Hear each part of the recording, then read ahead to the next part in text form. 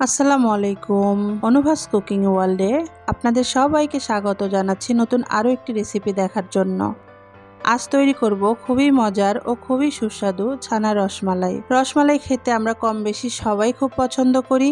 বিশেষ করে যাদের মিষ্টি পছন্দ তাদের তো এটি আরও বেশি পছন্দের। খুবই অল্প সময়ে ঘরে আমরা তৈরি করে নিতে পারি সুস্বাদু এই রসমালাই।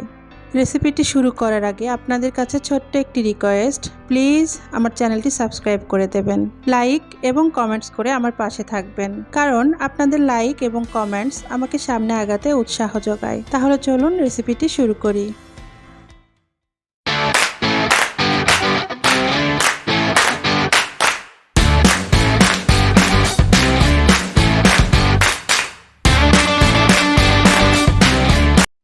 রসমালাইয়ের মিষ্টি তৈরির জন্য আমি এখানে ছানা তৈরি করে নেব।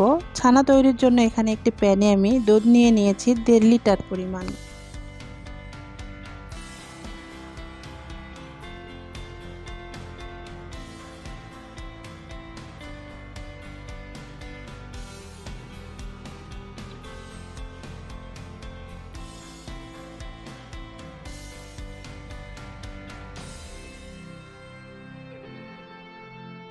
দুধটা একটু গরম হলেই আমি ছানা তৈরি করে নেব।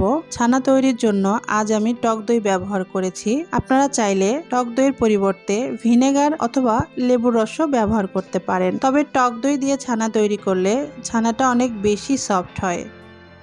ছানা তৈরির জন্য এখানে আমি 1.25 কাপ টক দই নিয়ে নিয়েছি।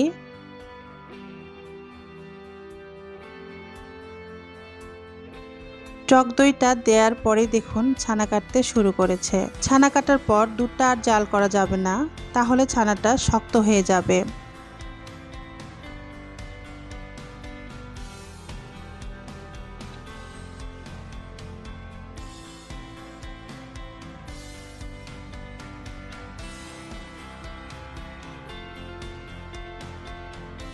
এ পর্যায়ে ছানাগুলো আমি একটি স্ট্রেনারে পাতলা সাদা কাপড় বিছিয়ে পানি ঝরিয়ে নেব এবং ঠান্ডা পানি দিয়ে ধুয়ে নেব।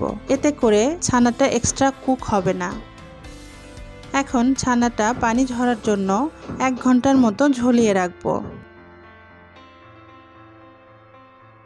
এ পর্যায়ে রসমালাইয়ের মালাই তৈরির জন্য এখানে আমি 1.5 লিটার পরিমাণ দুধ নিয়ে নিয়েছি।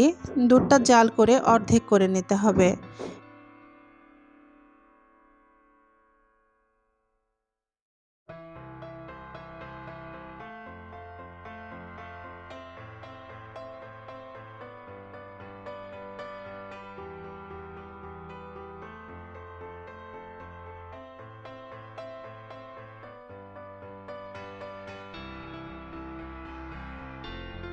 মিষ্টির জন্য চিনি দিয়ে দিচ্ছি 1 কাপ।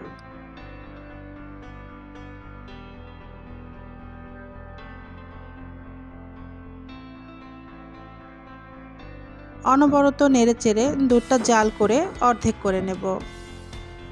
রসমালাইয়ের জন্য মালাই রেডি হয়ে গিয়েছে। এখন তৈরি করে রাখা ছানাগুলো দিয়ে রসমালাইয়ের জন্য মিষ্টি বানিয়ে নেব। 1.5 লিটার দুধে আমার এই পরিমাণ ছানা তৈরি হয়েছে। ছানাটা হাত দিয়ে ভেঙে নিচ্ছি।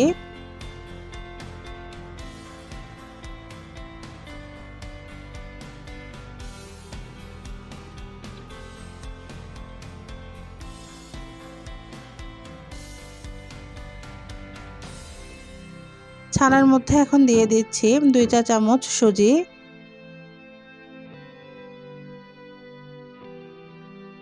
1 চা চামচ ময়দা, সামান্য পরিমাণ বেকিং পাউডার। এখন সবগুলো উপকরণ ছানার সাথে খুব ভালোভাবে মথে নিতে হবে। হালকা হাতে এভাবে ছানাগুলো মথে নিচ্ছি।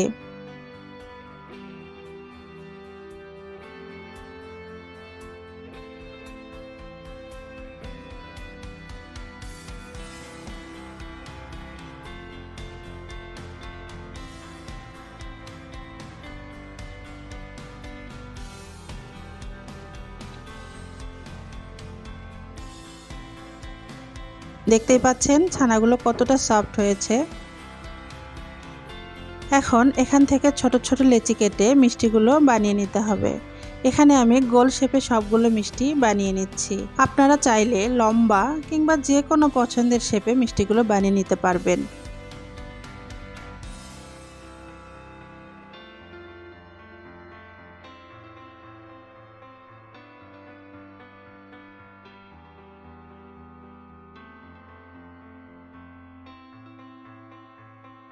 আমার সবগুলো মিষ্টি বানানো হয়ে গিয়েছে। মিষ্টিগুলো এখন শিরায় জাল করে নিতে হবে। শিরা তৈরির জন্য এখানে আমি একটি প্যানে 2 কাপ চিনি,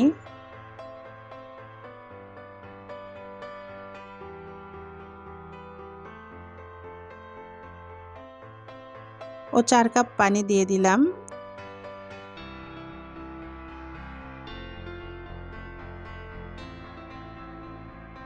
মিষ্টি জাল করার জন্য শিরাটা বেশি ঘন করা যাবে না। একটি বলক চলে এলেই বানিয়ে রাখা মিষ্টিগুলো শিরার মধ্যে দিয়ে দিতে হবে।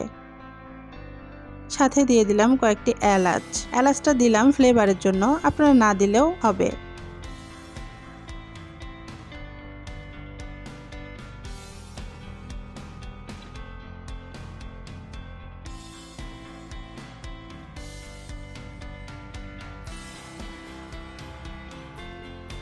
মিষ্টিগুলো দেওয়ার পর চুলার জালটা মিডিয়ামে রেখে একটি ঢাকনা দিয়ে ঢেকে দেব।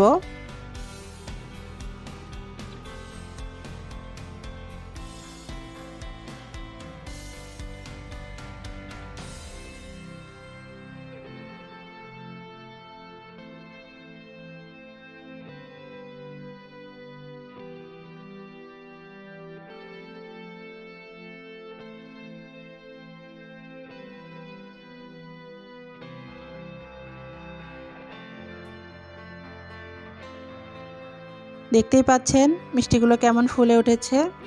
মিষ্টিগুলো কুক হয়ে গিয়েছে।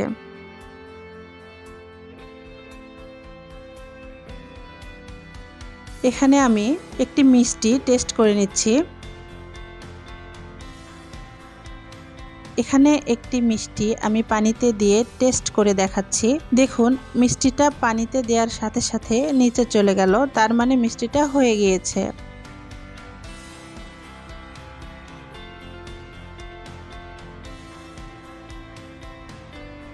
এখন মিষ্টিগুলো শিরা থেকে তুলে মিষ্টির রসটা একটু ঝরিয়ে নিতে হবে।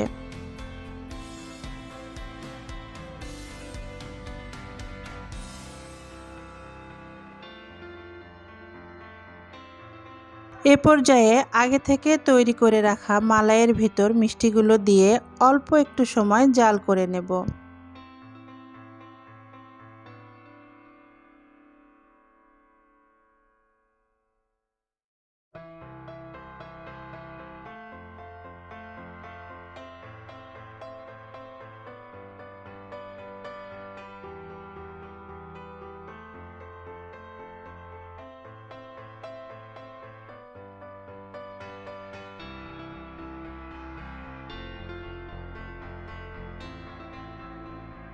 আমার রসমালাই তৈরি হয়ে গিয়েছে। এখন ঠান্ডা হওয়ার জন্য রেখে দেব।